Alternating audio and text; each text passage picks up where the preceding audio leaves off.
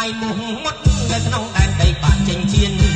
សប្បាយមុខមុតនៅក្នុងដែនដីបាក់ចេញជៀនសบายទេបងថែមបងរំថែមបងថែមតែក៏ពួយរំថែមរំទាំងអស់គ្នាតាយាយមីងមាននៅក្នុងរោងជីការកូនប្រស័យរបស់បងសមៀនប្រាប់ទាំងបងសវណ្ណមានអត្រីរតនាមកពីខេត្តកំពតមានទាំងអ្នករំដល់ស្រុក7អ្នកចម្រៀងទាំងប្រុសអ្នកចម្រៀងទាំងស្រីពូមីងតាយាយកំលុយកំអីទាំងកំដរអារម្មណ៍ទាំងប្រុសទាំងស្រីរំយកជីវៈដល់ដល់ភ្លឺអីយ៉ាសំដៅសើអ្នកចម្រៀងបងយើងបរោះរស់បងខាងកំពតសិតបាយទេបងបងលេងតសំជឿគាត់ទេមកណាខ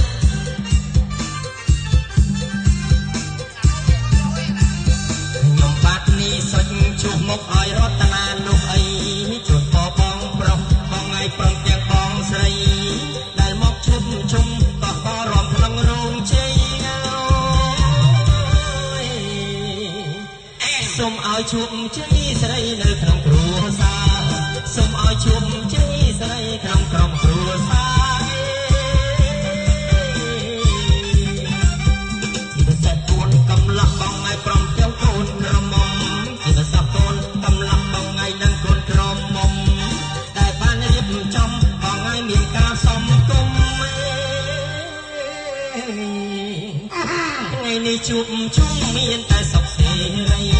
ឆ្នាំនេះជួបជុំមានតែសុខសេរីនិ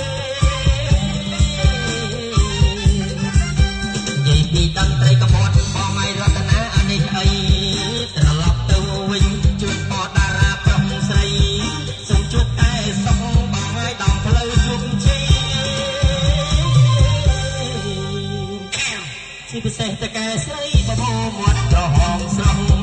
ជាពិសេសតកែស្រីបបោ